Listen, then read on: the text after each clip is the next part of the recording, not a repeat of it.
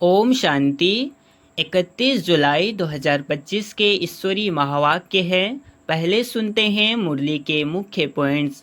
बाबा ने कहा, सवेरे सवेरे उठकर शिव बाबा को दिल से गुड मॉर्निंग कहो। यही वह शुभ शुरुआत है जो आत्मा को सतो प्रधान बनाती है और दिन भर की स्थिति को दिव्य बना देती है। बाबा ने कहा, बाबा को एक्यूरेट याद करने के लिए आत्मिक स्थिति, धैर्यता, गंभीरता और गहराई चाहिए, तभी बाप की करेंट आत्मा को भरपूर मिलेंगी। बाप केवल टीचर नहीं, बाप भी है, सखा भी है, इसलिए उनसे बेहद का लव होना चाहिए। यह रिश्ता सर्वोत्तम है। बाबा ने कहा, क्रोध सबसे बड़ा कांटा है। जो सच्चे फूल बनते हैं वह किसी को कभी कांटा नहीं चुभाते हैं। जितना ज्ञान से झोली भरोगे उतना दान कर दूसरों को भी प्यारा बनाओ। यही सच्ची सेवा है। लास्ट में बाबा ने कहा, स्वदर्शन चक्रधारी और लाइट हाउस बनना ही आत्मा की सच्ची डिग्री है। यही स्थायी वैभव दिलाएगी। अब सुनते हैं मुरली को विस्तार से। मुरली का सार। मीठे बच्चे, तुम सवेरे सवेरे उठकर बहुत प्यार से कहो बाबा गुड मॉर्निंग। इस याद से ही तुम सतो प्रधान बन जाएंगे। प्रश्न, एक्यूरेट याद द्वारा बाप की करंट लेने के लिए मुख्य किन गुणों की आवश्यकता है? उत्तर, बहुत धैर्यवत हो, समझ और गंभीरता से अपने को आत्मा समझ याद करने से बाप की करंट मिलेगी और आत्मा सतो प्रधान बनती जाएगी। तुम्हें अभी बाप की याद सतानी चाहिए, क्योंकि बाप से बहुत भारी वर्षा मिलता है। तुम कांटों से फूल बनते हो, सब दैवी गुण आ जाता है। ओम शांति। बाप कहते हैं, मीठे बच्चे, तत्वम अर्थात तुम आत्माएं भी शांत स्वरूप हो। तुम सर्व आत्माओं का स्वधर्म है ही शांति। शांति धाम से फिर यहाँ आकर टाकी बनते हो। यह कर्मेंद्रियाँ तुमको मिलती हैं पाठ बजाने के लिए। आत्मा छोटी बड़ी नहीं होती है, शरीर छोटा बड़ा होता है। बाप कहते हैं, मैं तो शरीरधारी नहीं हूँ, मुझे बच्चों से सम्मुख मिलने आना होता है। समझो, जैसे बाप हैं उनसे बच्चे पैदा होते हैं तो वह बच्चा ऐसे नहीं कहेगा कि मैं परम धाम से आकर जन्म ले माता पिता से मिलने आया हूँ। भल कोई नई आत्मा आती है किसके भी शरीर में, वा कोई पुरानी आत्मा किसके शरीर में प्रवेश करती है तो ऐसे नहीं कहेंगे कि माता पिता से मिलने आया हूँ। उनको ऑटोमेटिकली माता पिता मिल जाते हैं। यहाँ यह है नई बात।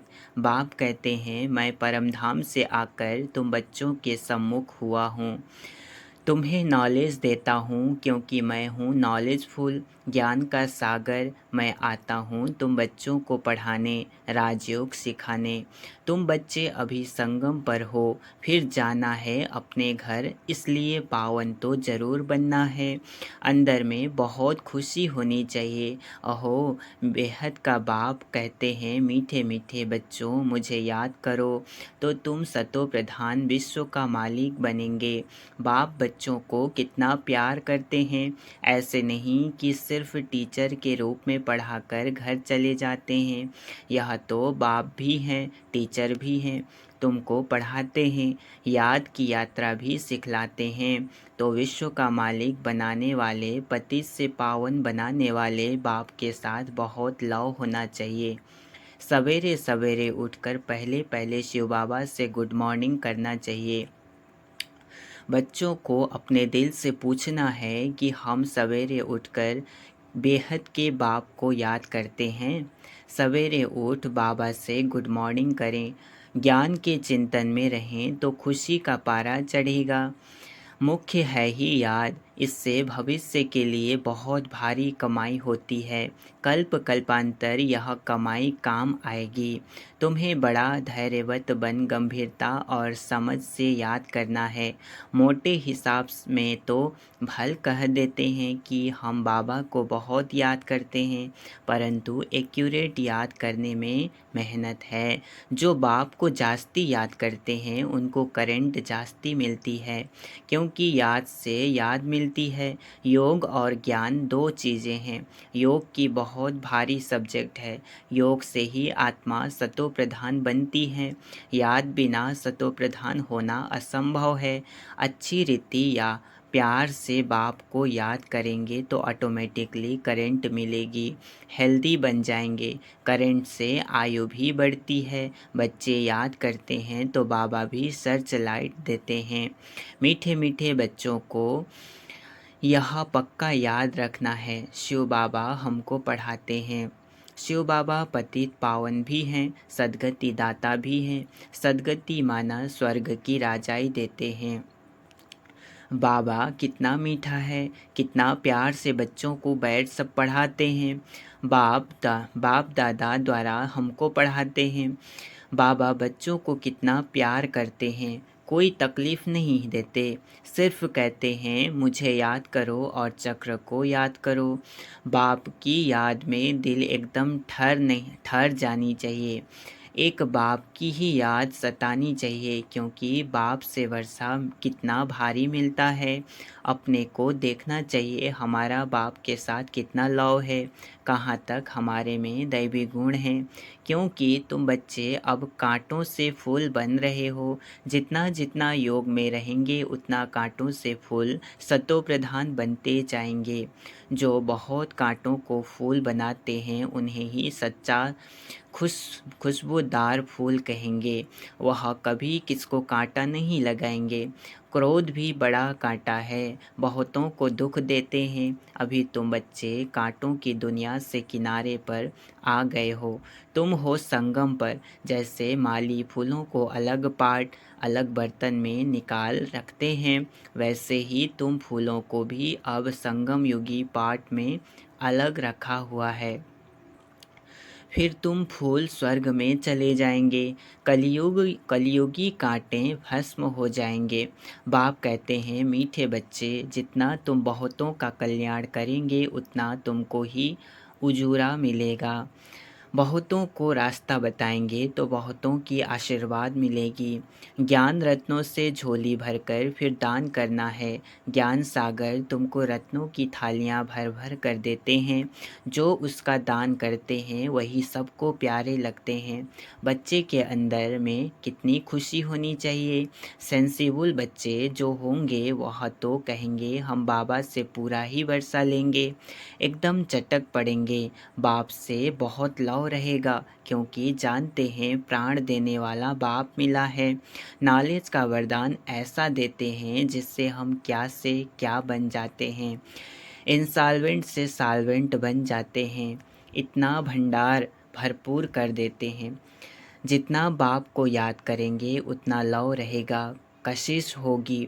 सुई साफ होती है तो चुंबक तरफ खींच जाती है ना। बाप की याद से कट निकलती जाएगी। एक बाप के सिवाय और कोई याद न आए। बाप समझाते हैं मीठे बच्चे गफलत मत करो, स्वदर्शन चक्रधारी बनो, लाइट हाउस बनो। स्वदर्शन चक्रधारी बनने की प्रैक्टिस अच्छी हो जाएगी तो फिर तुम जैसे ज्ञान का सागर हो जाएंगे। जैसे स्टूडेंट पढ़कर टीचर बन जाते हैं ना, तुम्हारा धंधा ही यह है, सबको स्वदर्शन चक्रधारी बनाओ, तभी चक्रवर्ती राजा रानी बनेंगे। बाप कहते हैं बच्चे तुम्हारे बिगर हमको भी जैसे बेआरामी होती है। जब समय होता है तो बेआरामी हो जाती है। बस अभी हम आऊँ, बस अभी हम जाऊं।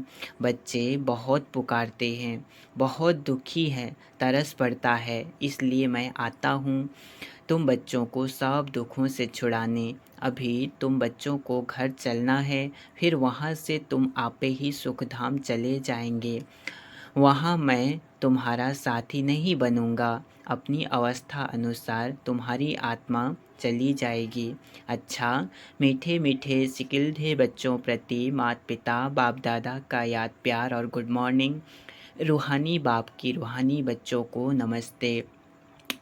हम रूहानी बच्चों की रूहानी माता पिता बाप दादा को याद प्यार और गुड मॉर्निंग, नमस्ते नमस्ते नमस्ते, शुक्रिया बाबा शुक्रिया। धारणा के लिए मुख्य सार है। पहला पॉइंट, बाप की करंट ऑटोमेटिकली लेने के लिए बहुत प्यार से बाप को याद करना है। यह याद ही हेल्दी बनाएगी। करंट लेने से ही आयु बढ़ेगी। याद से ही बाप की सर्च लाइट मिलेगी। दूसरा, गफलत छोड़ स्वदर्शन चक्रधारी लाइट हाउस बनना है। इससे ही ज्ञान सागर बन चक्रवर्ती राजा रानी बन जाएंगे। वरदान आज का, सबको खुशखबरी सुनाने वाले, खुशी के खजाने से भरपूर भंडार भाव। सबको खुशखबरी सुनाने वाले, खुशी के खजाने से भरपूर भंडार भाव। विस्तार है, सदा अपने इस स्वरूप को सामने रखो कि हम खुशी के खजाने से भरपूर भंडार हैं।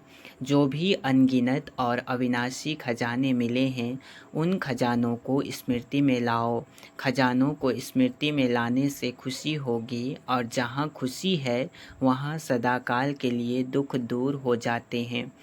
खजानों की स्मृति से आत्मा समर्थ बन जाती है, व्यर्थ समाप्त हो जाता है। भरपूर आत्मा कभी हलचल में नहीं आती, वह स्वयं भी खुश रहती हैं और दूसरों को भी खुशखबरी सुनाती हैं। अच्छा स्लोगन है, योग्य बनना है तो कर्म और योग का बैलेंस रखो।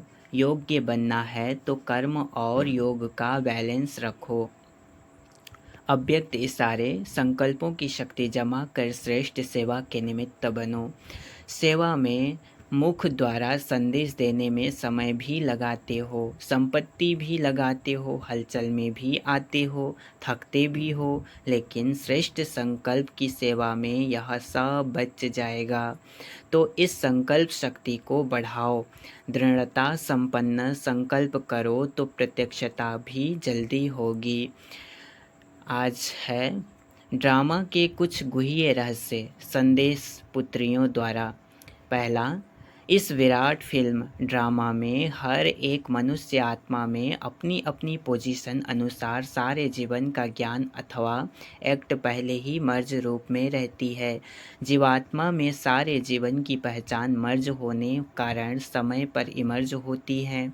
हर एक में अपनी अपनी संपूर्णता की अवस्था अनुसार जानकारी अथवा एक्ट जो मर्ज हैं वही समय पर इमर्ज होती हैं, जिससे तुम हरेक जानी जाननहार बन जाते हो। दूसरा, इस विराट फिल्म की सेकंड सेकंड की एक्ट नहीं होने के कारण तुमको ऐसा समझ में आएगा जैसे कि अभी अभी यहाँ आई हूँ। हर सेकंड की एक्ट अलग होती है करके कल्प आगे वाली घड़ी रिपीट होती है, परंतु जिस समय प्रैक्टिकल लाइफ में चलते हो उस समय नहीं महसूस होती है। इसी समझ से आगे बढ़ते चलो। ऐसे कोई कह नहीं सकता कि मैंने तो ज्ञान प्राप्त कर लिया, अब मैं जाती हूँ। नहीं, जब तक विनाश हो तब तक सारी एक्ट और सारा ज्ञान नया है। तीसरा, इस विराट ड्रामा की जो भावी बनी हुई है वह निश्चय से ही बनी हुई है। भावी को कोई टालता है या बनाता है, वो सब अपने ऊपर है। खुद का शत्रु और खुद का मित्र मैं ही हूँ। अभी तुम्हें बहुत रमणीक स्वीट बनना और बनाना है। चौथा, इस विराट फिल्म में यह सहन करना भी तुम्हारे लिए कल्प पहले वाला एक मीठा सपना है, क्योंकि तुम्हें फिर भी कुछ होता नहीं है। जिन्होंने भी तुम्हें तंग किया है वो भी कहेंगे कि मैंने इनको इतना तंग किया, दुखी किया, परंतु यह तो फिर भी डिवाइन यूनिटी, सुप्रीम यूनिटी, विजयी पांडव बनकर रहते हैं। इस बनी हुई भावी को कोई टाल नहीं सकता। पांचवा, इस विराट फिल्म में देखो कैसा वंडर है जो तुम प्रत्यक्ष पांडव भी आए पधारे हो, और तुम्हारे पुराने चित्र और निशानियाँ भी अब तक कायम हैं। जैसे पुराने कागज, पुराने शास्त्र, गीता पुस्तक आदि संभाल कर रखते हैं, फिर उसका बहुत मान होता है, ऐसी पुरानी चीज़ें कायम होते हुए अब नई वस्तु इन्वेंशन होती हैं। पुरानी गीता प्रैक्टिकल में होते, नई गीता इन्वेंट हुई हैं। पुराने की अंत तब होती जब नए की स्थापना हो। अभी तुम प्रैक्टिकल में ज्ञान को जीवन में प्रत्यक्ष धारण करने से दुर्गा, काली आदि बनी हो। फिर पुराने स्थूल जड़ चित्रों का विनाश होता है और नए चैतन्य स्वरूप की स्थापना होती है। छठवां, इस विराट फिल्म प्लान अनुसार संगम के स्वीट समय आप अनन्य दैवी बच्चे ही विकारों पर विजय प्राप्त कर वैकुंठ की स्वीट लॉटरी पाते हो। आपका यह ललाट कितना लकी है। इस समय तुम नर और नारी अविनाशी ज्ञान से पूज्य योग्य देवता पद प्राप्त करते हो। यही है इस संगम के सुहावने वंडरफुल समय की वंडरफुल रीति।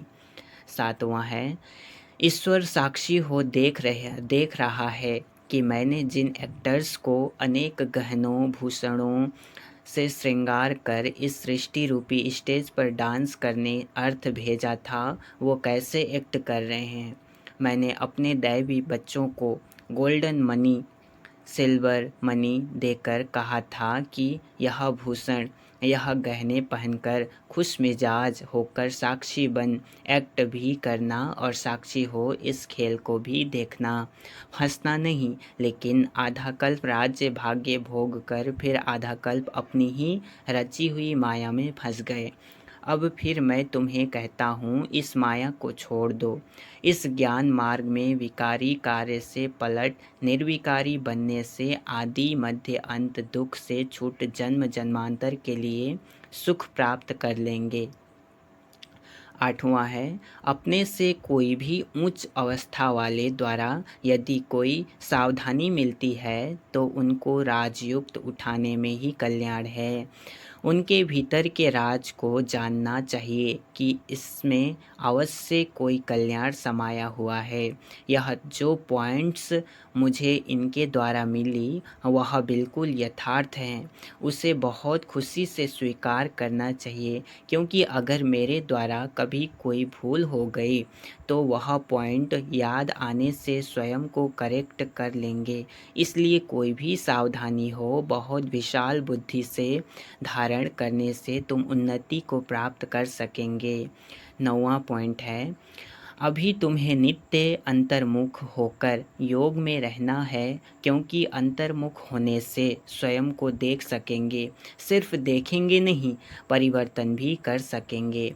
यही है सर्वोत्तम अवस्था। जब पता है हरेक अपनी स्टेज प्रमाण पुरुषार्थी हैं, तो कोई भी पुरुषार्थी के लिए आर्ग्यू नहीं चल सकती, क्योंकि वो अपनी स्टेज अनुसार पुरुषार्थी हैं। उनकी स्टेज को देख उनसे गुण उठाओ। अगर गुण नहीं उठा सकते तो उसे छोड़ दो। 10वां पॉइंट है, तुम सदा अपने सर्वोत्तम लक्ष्य को सामने देख अपने को ही देखो। तुम हरेक व्यक्तिगत पुरुषार्थी हो। तुम अपने तरफ नज़र रख, आगे दौड़ते रहो। कोई भल क्या भी करता रहे, परंतु मैं अपने स्वरूप में स्थित रहूं, अन्य किसी को न देखूं। अपने बुद्धि योग बल से मैं उसकी अवस्था को जान लूं। अंतर्मुखता की अवस्था से ही तुम अनेक परीक्षाओं से पास हो सकते हो। अच्छा, ओम शांति।